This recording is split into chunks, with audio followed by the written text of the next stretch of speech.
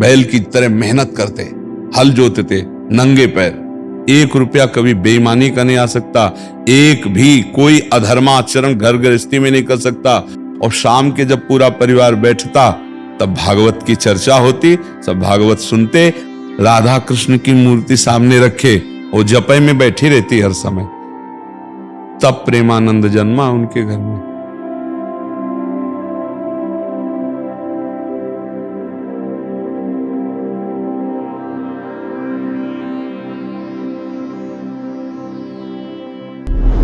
क्या आप जानते हैं श्री कृष्ण की किस लीला के सूत्रधार हैं श्रीहित प्रेमानंद जी महाराज? हम ये कहते हैं भगवान आपकी अभिलाषा पूर्ण कर सकते हैं, पर उसके लिए बहुत तपस्या होनी चाहिए। प्रेमानंद जी महाराज सही ही कहते हैं कि भक्ति मार्ग में अपना दिमाग मत लगाया करो, नहीं तो कुछ भी समझ में नहीं आएगा। लेकिन सच पूछिए तो हम गुरुदेव की हर बात मान लेते हैं, लेकिन ये बात नहीं मानते और तरह तरह से उन्हीं को जांचने, परखने और समझने में अपनी ब्रह्म बुद्धि लगाए रहते हैं। है तो ये गलत बात ही, लेकिन फिर भी एक पत्रकार शायद अपना काम कर रहा है, वरना हमारी बुद्धि की इतनी क्षमता कहां कि महाराज जी को समझ पाए। पर इसको बदला जा सकता है। हम कोई पशु थोड़ी है कि उसी घटनाक्रम में बंधे रहे। और हकीकत भी यही है।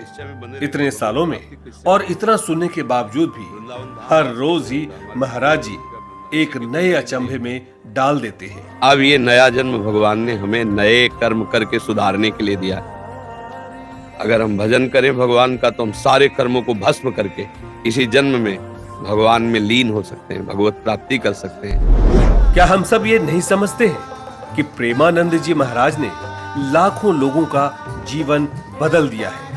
कितने अद्भुत संत हैं कि देश में एक ऐसी अलग जगह रखी है कि जिसमें तप कर हर रोज सोने की तरह लोग निखर जा रहे हैं।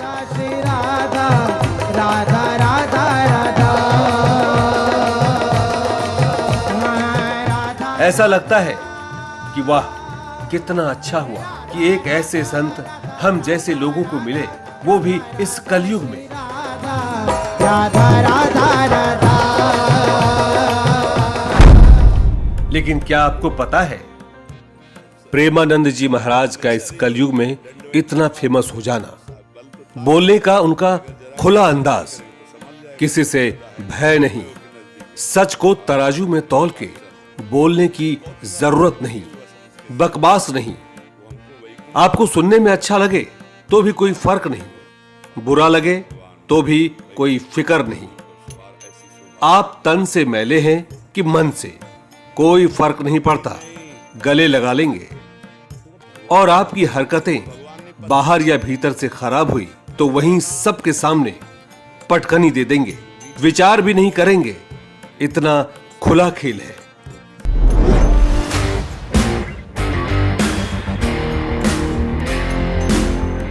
लेकिन इसके बावजूद महाराज जी की फैन फॉलोइंग इतनी है कि बस पूछो मत। तमाम तरह के पैंतरे करके सोशल मीडिया पर वायरल होने वाले जुनूनी के गाल पर एक करारा तमाचा है महाराज जी, और सीधे सीधे पंगा लेने में 1 सेकंड की हिचक नहीं, वरना कौन ही खुलेआम कथावाचकों और फर्जी संतों को इस तरह बोलता है। क्लिप दिखाई गई किसी भागवत प्रवक्ता की, वो लाडली जी के विषय में बोल रहा है कि राधा ऐसा राधा। अगर ऐसे तुम बोलना चाहते हो कि जो चाहो बोल लो, राधा किशोरी बड़ी भोली भाली है, हाँ है बहुत भोली, लेकिन उनके सेवक ऐसे काल के भी काल महाकाल सेवक हैं, पीकदानी लिए खड़े रहते हैं श्री कृष्ण। ऐसे शब्दों का उच्चारण कभी न करे जिससे भावनाओं में ठेस पहुंचे। बहुत बड़ी ठेस पहुंची हमारी हृदय में। हमारी लाडली जी के विषय में नहीं जानना है राधा तत्व को तो हम बोलेंगे नहीं, बैठ जा हमारे सामने जान जाएगा। श्रद्धा और विश्वास करके बैठ जा, हम बोलेंगे नहीं, केवल रोम रोम से तू जान जाएगा लाडली जी क्या है। बैठ तो तू आकर सामने। अब हजारों लोग बैठ करके सुनते, कैसी बुद्धि मारी गई, इष्ट की अवहेलना सुन रहे हैं बैठकर। और ऐसों को भागवताचार्य बनाकर मंच पे बैठाल करके सुनने के लिए निमंत्रण दोगे ना कि पुरिखा तर जाएंगे तो पुरिखा नरक जाएंगे, ऐसों को बैठा लो। महाराज जी की बनारसी ठसक के आगे बड़े बड़े पानी भरते नजर आते हैं। कभी कभी सोचना पड़ता है कि अगर महाराज जी संत नहीं होते तो।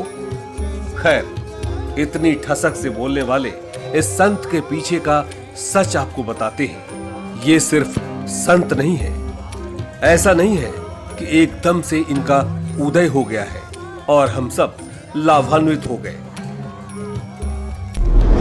श्री कृष्ण गीता में कहते हैं, जब जब धर्म की हानि होगी मैं आऊंगा। वो आते रहे हैं, लेकिन जब प्रभु आते हैं तो फिर खतरनाक हो जाता है।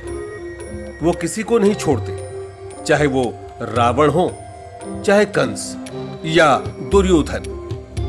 लेकिन ये संसार उनकी रचना है, उनका प्रेम स्वरूप है। इसलिए वो समय समय पर अपने पार्षदों को भी भेजते हैं ताकि सब कुछ सही सही चलता रहे। और इस समय की घनघोर डिमांड पर प्रभु ने अपने पार्षद श्रीहित प्रेमानंद जी महाराज को अवतरित किया है। हमारे पिता ने कभी पादुका जीवन में नहीं पहनी और किसान थे।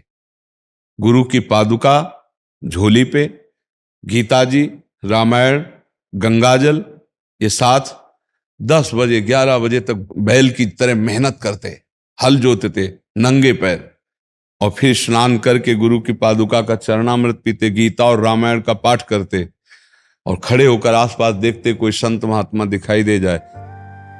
हम ये समझते हैं कि 18-20 साल पहले आध्यात्म मार्ग का एक व्यक्ति ब्रज चला आया, उसे अच्छा गुरु मिल गया, अच्छा बोलने लगे, वगैरह वगैरह। ऐसा नहीं है। श्री कृष्ण की इस लीला का सूत्र बहुत पहले रचा जा चुका था। तभी तो एक ऐसे महान दंपत्ति का आगमन हुआ, एक महान गुरु का आगमन हुआ, ताकि एक महानतम संत इस संसार के तारनहार बने। वो आए हैं क्योंकि श्री कृष्ण के विशेष दूत बनकर वो आए हैं बस उसकी बात कहने, जिसने संसार का सृजन किया है, और चाहते हैं कि ये संसार चलता रहे। प्रेमानंद जी के आने से बहुत कुछ बदल गया है, लेकिन शौक ए दीदार है तो नजर पैदा कर, वरना कहां समझ पाओगे श्री कृष्ण की लीला को और उनके भेजे हुए दूत को। उनकी लीला तो बड़े बड़ों के पल्ले नहीं पड़ती।